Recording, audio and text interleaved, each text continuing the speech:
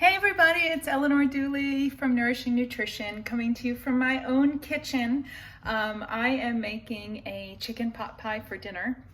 My kids have been asking me and finally I just said, you know what, I'm gonna take the time and make it for you guys today.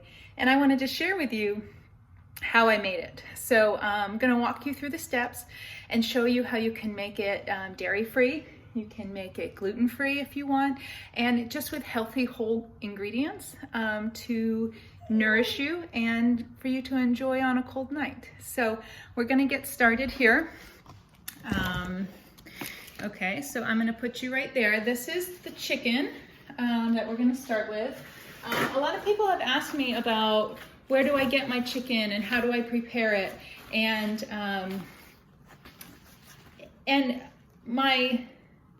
my thoughts are, you got to do what's best for you.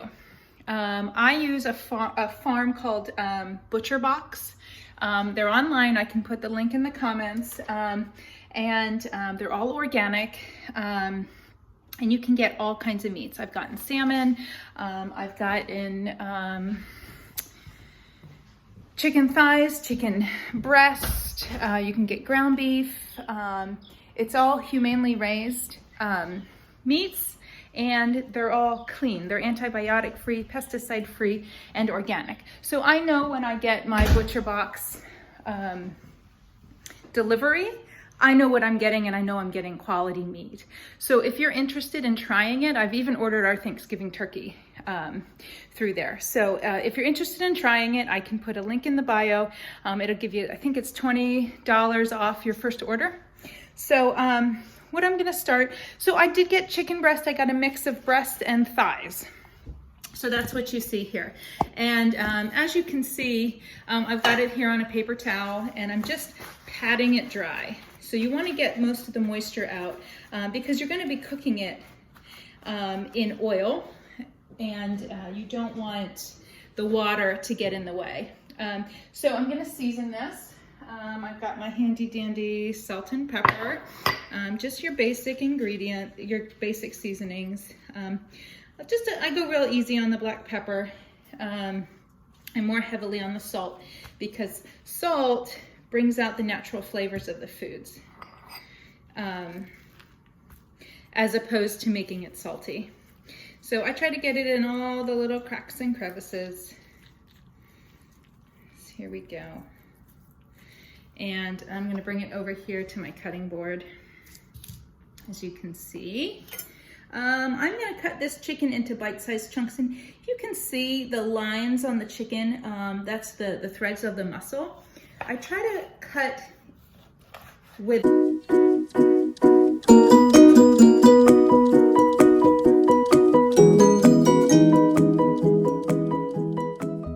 couple minutes to heat the pot, heat the oil, then we add our food. You don't want to wait too long because the heat will break down the oil, and you don't want to put it in too quickly because the oil's not ready. It's not hot enough to cook the meat. So we are going to add this chicken, and then we're going to cut up some. Okay, so now we're going to move on to chopping up the vegetables, which I buy all organic vegetables. This is just from Giant, which is the grocery store in my area, but you can get these from the farmer's market. You can get these Whole Foods, Trader Joe's, whatever you like.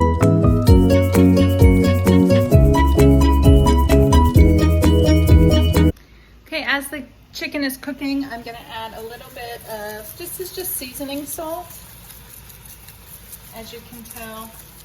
I just got this, it's garlic and herb, but you can use any Italian spices or anything that you like to cook with, whether it's parsley flakes or oregano.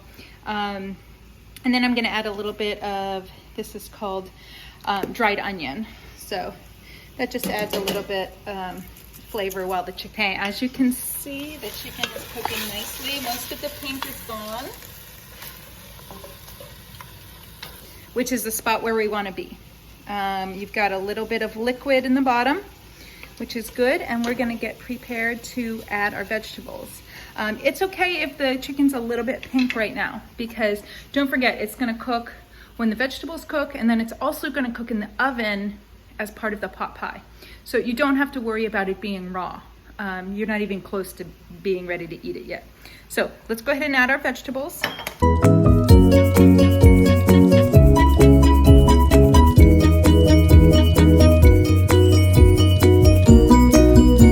A few things here to enhance the flavor of all of the vegetables, because as you can see, we want this to cook nicely. We want all the flavors and the natural juices to come out of the vegetables, because that's what's going to create the base of our sauce, which is not going to be a can of cream of mushroom soup. It's going to be our own sauce, and it's going to be made from the flavors in our own vegetables. So a couple things I'm going to add here that you might not be familiar with. Have you ever tried ghee? Ghee, this is clarified butter. It adds a great layer of flavor, and it enhances just a little bit. It's just like butter. It enhances the flavor of the food. Always, always, when you add vegetables, raw vegetables, carrots, onions, celery, you always add salt. Again, enhancing the flavor of the food. It's a different layer of flavor. You're not making it salty. A lot of people don't add salt because they think, oh, I gotta watch my high blood pressure, or, you know, I don't like the taste of salt. Well, I mean, there is a point of saturation when you add too much, and usually that comes in processed foods and also in foods that are fast food, convenience foods, fried foods. But when you're making food from raw and you're adding heat to it, it has to have salt as an element of flavor. Otherwise, you're gonna have bland cooked vegetables. Have you ever had boiled vegetables or microwave in a bag vegetables that are just blah? It's because there's no enhancement of flavor, and they weren't cooked properly. So we've got our ghee going. We've got beautiful color. And there we got the green from the celery, the yellow potatoes, the chicken. So we're gonna cover this. It's gonna be my homemade vegetable broth. As you can, if you look closely, you can see all the little pieces, the delicious goodness of all the vegetables of the broth I made earlier this week. If you didn't catch my recipe for the magical mineral broth, check some of my videos before this, because I made the broth and I've talked about it in there. I'm also gonna add Better Than Bouillon, which is a great base for adding in flavor to your vegetables. Now I got this is organic and it's reduced sodium, but I got the vegetable seasoning. You can also get beef or chicken. I like to get the vegetable products and then add my own meat, because then I know where the meat and the juices from the meat comes from. If you get something like this in the flavor of chicken, I don't know necessarily where that meat came from, if it's organic or if it was, you know, chicken from China. I don't know.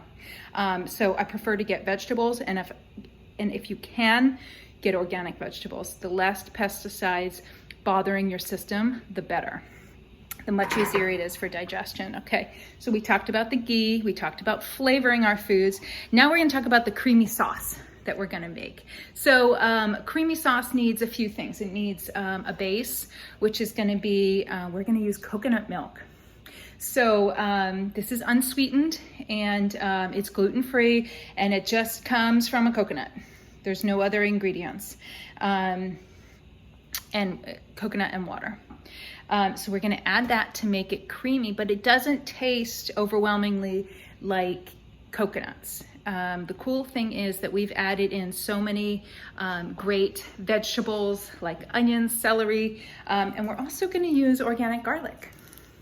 I use a garlic press, which I'm gonna add now while all these goodies are melded, the flavors are melding together. All you do is you just peel a clove or two. You don't even need to peel it. Okay, I got the skin there, and I just squeeze it right in. So all of these flavors are going to overpower any coconut. So if you have, you know, an aversion or you don't really like coconut, don't worry, you won't even know it's in there. This is what keeps this recipe gluten-free. Okay, so these vegetables are coming along nicely. You can see, oh, I can smell the garlic flavor and the onions. It smells so good. So we got that bubbling away. Sorry, gotcha a little steamy there. So we added our garlic. And the last thing we're gonna add is something called xanthan gum. Okay, I just got this at the supermarket. You can get it at Trader Joe's or Walmart. This is what makes the recipe gluten-free. So when you have a thick sauce, in recent times, a lot of people added thickeners like flour, all-purpose flour, if you've ever made a roux or a gravy. Removing all-purpose flour and the gluten that has been added to products like that makes this meal so much more digestible and friendly for your gut. Gluten, although it doesn't bother everybody, it has an ingredient in there that is an irritant for every human. It's just the body cannot break it down. So whether you're tolerant to it or you're not tolerant to it, it still causes inflammation. So that's why I've been pushing to just sort of replace some of the products in my house that contain gluten that I won't really miss if they're not here. A lot of people stress out that I can't go gluten-free, I've got this and this and this, and that's fine. So replace a few things. I'm gonna make this delicious pot pie. The crust is not going to be gluten-free because I didn't get a gluten-free crust, but I was able to control the ingredients inside, and that helps a little bit. So don't stress out. If you are interested in learning about being gluten-free, you don't have to make such humongous changes that you're not gonna recognize yourself or your shopping cart. And xanthan gum is a really good one. It's a natural thickener, and it's gonna make our sauce very good. So let's take a look, see what we got here. So it is bubbling away, I can smell. So one thing we do have to keep in mind is that those potatoes were hard. So we want to make sure that those soften before we move on to the next step. So if you need a few more minutes, I want you to look at the chicken pieces. They should all be white now. We shouldn't have any pink in there. Now we're going to add our Better Than bouillon. So I'm going to add about a tablespoon. I don't really measure. It's this thick, very concentrated vegetable seasoning. So I'm gonna let that bubble away. And now we're gonna add the delicious broth. All organic, homemade vegetable broth. So I'm gonna add about, I don't know, probably a cup and a half. And I'm gonna let this bubble away for about 10 minutes.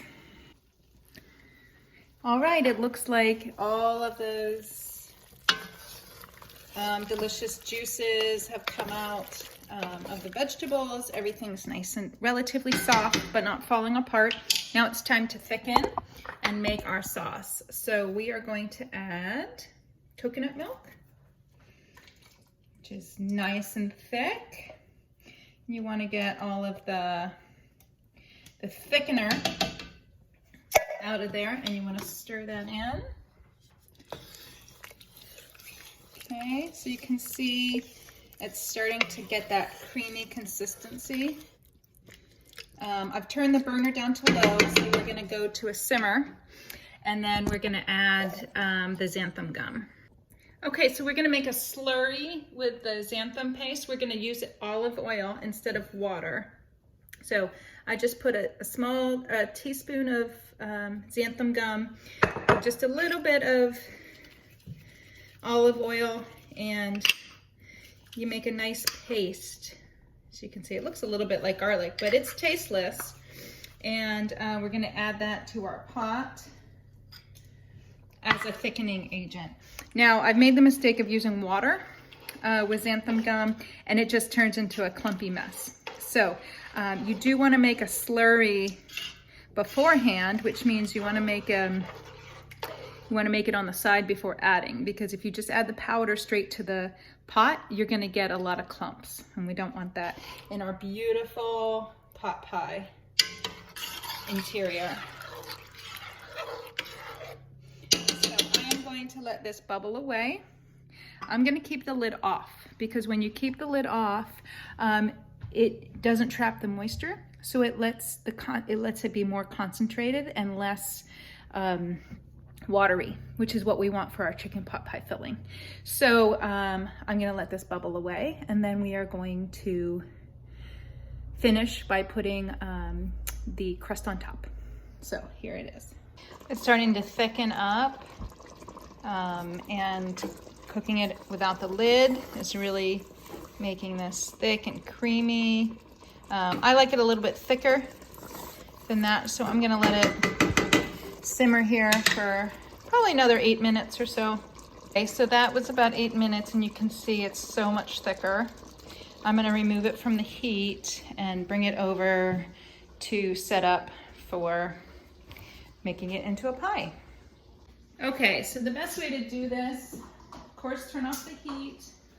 And I'm gonna bring all the goodies over in this pot. As you can see, the delicious vegetables, the nice chicken. I'm gonna scrape the pot, make sure I get all that goodness in there.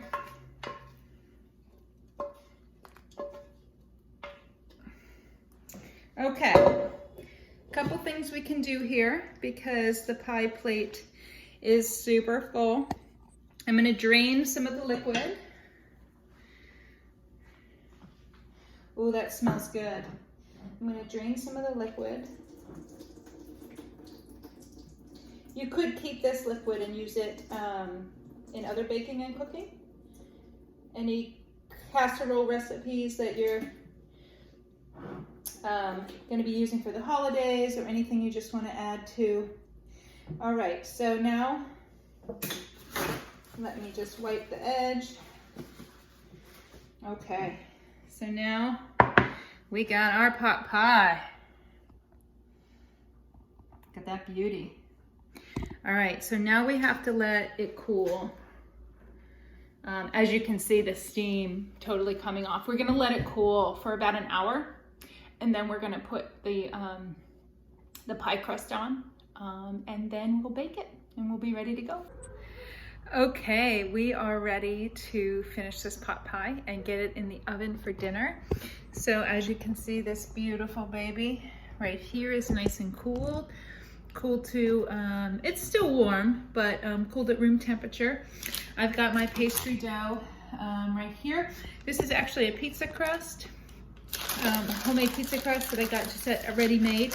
Now you can buy gluten-free if you so choose. You can buy puff pastry. Now I'm gonna have a lot of extra because I'm just gonna drape this over and pull it tight enough so that it cooks evenly. And you can just, you know, cut the excess dough, as you can see, and you want to stretch it over so it makes a nice covering. And then what we're going to do, I've got some extra there, I'm just going to fold it under and make a beautiful crust here. It's very rustic. Let's just put it that way. Okay, and so we're going to poke a few holes in the top so that it lets the steam out as it cooks. And then we're going to put a little bit of egg wash, which is really just an egg that's been beaten, and I added a little bit of water. So you're just going to stir that up, and I'm going to put that on the crust. And then we're gonna, so that's nice and even.